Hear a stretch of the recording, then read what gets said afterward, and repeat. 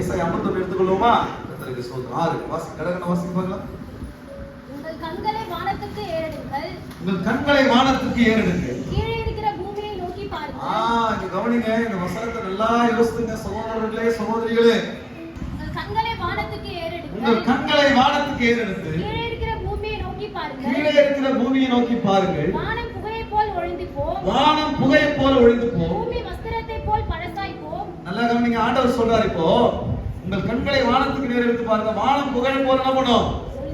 ஒழிஞ்சு போயிடும், இல்லாம போயிடும். பூமி வஸ்திரத்தை போல் பழசாய் ஒரு வஸ்திரத்தை போல பூமி பழசாயிட்டு வருது. இப்போ பூமி பழசாயிட்டு வருது.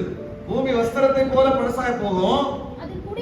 அதன் குடிகளும் அப்படியே ஒழிந்து போவார்கள். அப்படியே ஒழிந்து போவார்கள். என் ரட்சிப்போ என்றென்றைக்கும் இருக்கும். என்றென்றைக்கும் இருக்கும். என் நீதி அற்று போவதில்லை. என் நீதி அற்று போவதில்லை. அல்லேலூயா. கர்த்தர் சொல்றாரு, எதெல்லாம் மாறாது நீங்க நினைக்கிறீங்களோ அதெல்லாம் மாறும். ஆமென். இதெல்லாம் நிலையான நினைக்கிறீங்களோ அதெல்லாம் ஒழிஞ்சு போகும். ஆனா ஒண்ணே ஒண்ணு மாறாது, இதே ஒன்றானா, இந்த ரட்சிப்பு மாறவே மாறாதுன்னு ஆண்டவர் சொல்றாரு. இதை எழுதி வச்சுக்கங்க, இந்த மனசுல வச்சுக்கங்க. நான் கடந்து போகிறேன் கர்த்தருடைய பிள்ளைகளை, இந்த வார்த்தையை லகுவாக உங்களுக்கு சொல்லிவிட்டு போகிறேன். கர்த்தருக்கு சொல்ற வானம் ஒழிஞ்சு போயிடும்.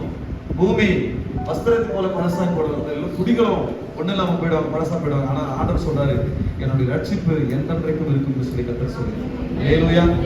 எந்த அளவுக்கு ஆண்டவர் நம்புறீங்களோ அந்த அளவுக்கு தேவனுடைய ரட்சிப்பு உங்களுக்கு சமீபமா இருக்கு. ஆமென். கர்த்தருக்கு ஸ்தோத்திரம். Praise the Lord. அல்லேலூயா. இப்போ அதே வசனங்களை எடுத்துக்கொள்வோம். ஏசாயா 26:4 வாசிப்போமா? இப்பதான் சாவஜனிட்டிக்குள்ள போவோம். இறையாண்மை, தேவனுடைய இறையாண்மைக்குள்ள. இப்ப கேளுங்க, போ பயங்கரமா இருக்கு ஆண்டவருடைய வார்த்தை. கேளுங்க. கர்த்தரை என்றென்றைக்கும் நம்புங்கள். கர்த்தராகிய யெகோவா நித்திய கன்மலையாய் இருக்கிறார். வேதம் சொல்லுகிறது, நீங்க நம்பக்கூடிய ஒரே ஒரு நாமம் எதுனா இயேசுவின் நாமம் மாத்திரம்தான். இப்ப ஆண்டவர் சொல்றாரு, கர்த்தரை என்றென்றைக்கும் நம்புங்கள். கர்த்தரை நம்புங்க. என்னைக்குமே கர்த்தரை நம்பணும்.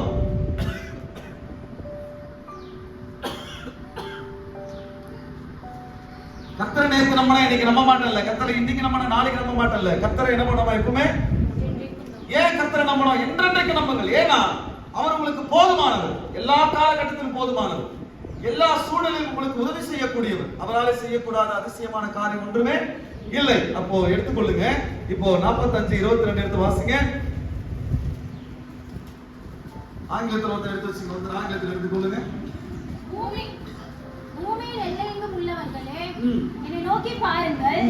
அப்பொழுது ரட்சிக்கப்படுவீர்கள். நானே தேவன், வேறொருவரும் இல்லை. ஆண்டவர் சொல்லுகிறார், பூமியின் எல்லையெங்கும் உள்ளவர்களே, என்னை நோக்கி பாருங்கள். அப்பொழுது ரட்சிக்கப்படுவீர்கள்.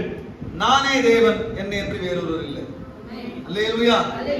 கர்த்தர் தன்னை வெளிப்படுத்துகிறார். அவர்தான் தெய்வம் என்று சொல்லி கர்த்தர் வெளிப்படுத்துகிறார். என்னை விட வல்லமையுள்ள தெய்வங்கள் இந்த உலகத்தில் இல்லை என்று சொல்லி கர்த்தர் வெளிப்படுத்துகிறார். நானே இந்த உலகத்தை படைத்தேன்.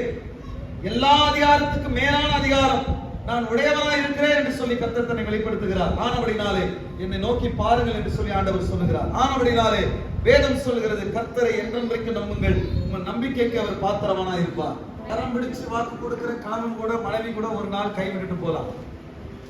கடைசி வரைக்கும் கூட இருப்பேன்னு சொல்லி வாக்கு கொடுக்கிற கணவனோ மனைவியோ கூட கையை விட்டுட்டு அந்த நம்பிக்கைக்கு பாத்திரமானா இல்லாமல் நம்பிக்கையை குலைச்சிட்டு போயிடலாம்.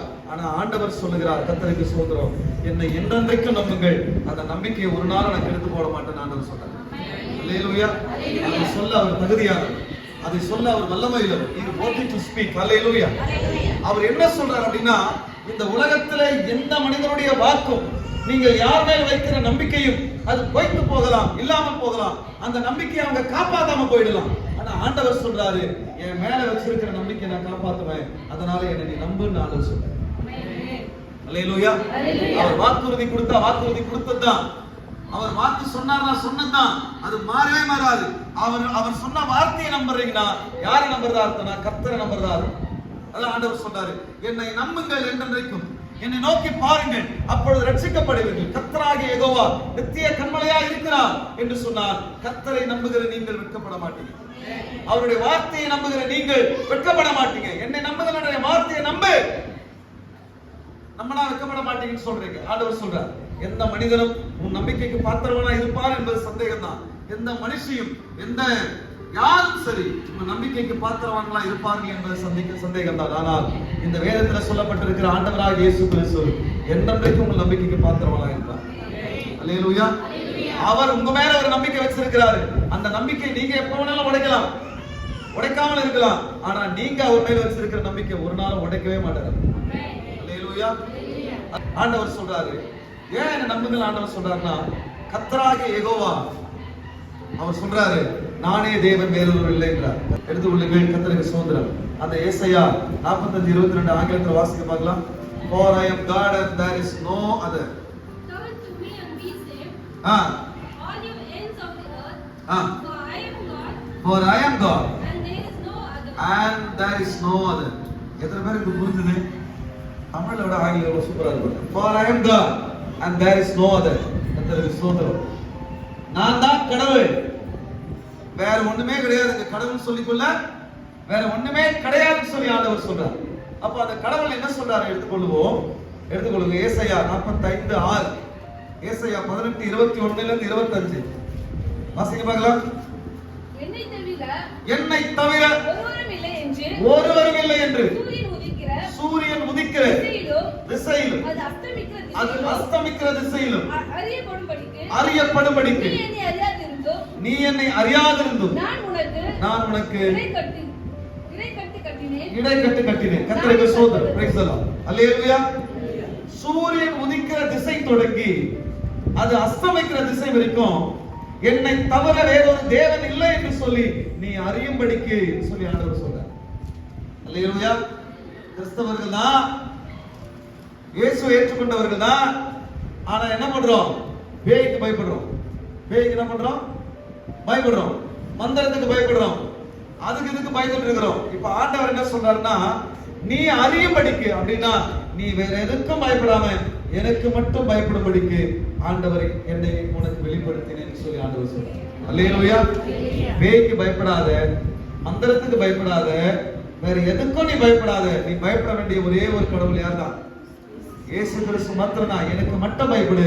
சூரியன் உதிக்கும் திசை தொடங்கி அது அஸ்தமிக்கும் திசை வரைக்கும் நான் சொல்லுகிறேன், என்னை என்று வேறு தேவன் இல்லை, என்னை தவிர வேற வல்லமை இல்லை, என்னை தவிர வேறு அதிகாரம் அளித்தவர்கள் இல்லை என்பதை நீ அறிய வேண்டும் என்பதற்காக என் நாமத்தை உனக்கு நான் தருவித்தேன் என்று சொல்லி ஆண்டவர் சொல்றார். அல்லேலூயா. அல்லேலூயா. இப்போ நமக்கு ஒரு அறிவு வரணும். என்ன அறிவு வரணும் அப்படின்னா, எதுக்கும் பயப்படக்கூடாது, கர்த்தருக்கு மட்டும்தான் பயப்படுன்ற அறிவு வரணும். அல்லேலூயா.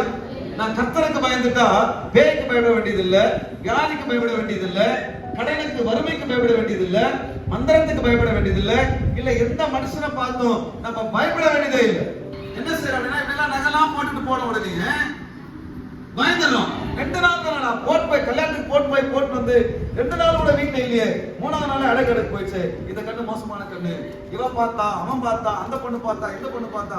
அதே மாதிரி ட்ரெஸ் கூட கிழிஞ்சிடும். நல்லா ட்ரெஸ் போட்டு போயிட்டு வீட்டுக்கு கூட வரல, கிழிஞ்சு போச்சு ட்ரெஸ். யாரா பார்த்து கண்ணு வச்சிருப்பாங்க அப்படின்னு சின்ன விஷயத்தை தான் சொல்றேன். இதே பெரிய பெரிய விடைகளை கொஞ்சம் யோசிச்சு பாருங்க. கர்த்தருக்கு ஸ்தோத்திரம். எதுக்கும் பயப்படாதீங்க, கர்த்தருக்கு மட்டும் பயப்படு. ஆமென். கர்த்தருக்கு மட்டும் பயந்தா நீங்க எதுக்கும் பயப்பட தேவையில்லை. ஆண்டவர் சொல்றார், அந்த அறிவை உனக்கு நான் கொடுப்பேன் என்று சொல்லி ஆண்டவர் சொல்கிறார். பிலிப்பியர் 2:10-11 வாசிங்க.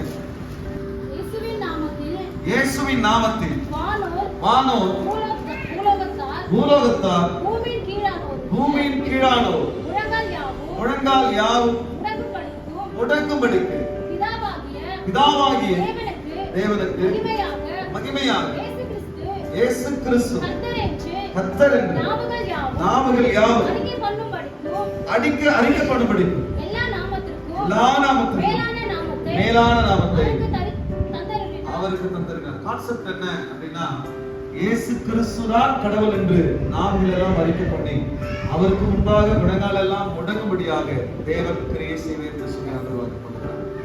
என்ன உங்களுக்கு கடவுளுடைய சாமர்த்தியத்தை பற்றி நான் எடுக்கல, நேரம் ஆயிடுச்சு, இதோட முடிக்கிறேன். கடைசியாக இந்த வார்த்தையை சொல்லி நான் முடிக்கிறேன். என்னன்னா, இயேசு கிறிஸ்துதான் கடவுள் என்று சொல்லி நீங்கள் நம்புவது மாத்திரமல்ல, அநேகர் அவரை அறிந்து முழங்காலை முடக்கி அவருடைய நாமத்தை அறிக்கப்படும்படியாக கிரியை செய்வார் என்று சொல்லி ஆண்டவர் வாக்குறுதி. 2 ஜனங்களுக்கு நடுவாக யுத்தம் நடக்கும். ஒன்று அந்நிய நம்பிக்கை உள்ள ஜனங்கள், இயேசுவை நம்புகிற ஜனங்கள். அந்நிய நம்பிக்கையுள்ள இருக்கிற ஜனங்கள் அவர்கள் வெட்கப்படுவார்கள் என்று சொல்லி ஆண்டவர் சொல்லுகிறார். இயேசுவை நம்பி அறிக்கப்படுகிற ஜனங்களோ என்றென்றைக்கும் வெட்கப்படாமல் கலங்காமல் இருப்பார் என்று சொல்லி ஆண்டவர் சொல்லுகிறார். தேவன் சிறிது காலம் மறைந்திருப்பது போல தெரியும். அப்பொழுது நம்முடைய வாழ்க்கையில் நாம் தோற்று போனது போல தெரியும். அவர்கள் ஜெயித்தது போல தெரியும். ஆனால் அது நிரந்தரம் அல்ல. ஆண்டவர் சொல்லுகிறார், ஜெயம் கர்த்தருடைய பிள்ளைகளுக்கு. கண்களை மூடி ஆண்டவர் நோக்கி பார்க்கலாம். எழுந்திருப்போம்.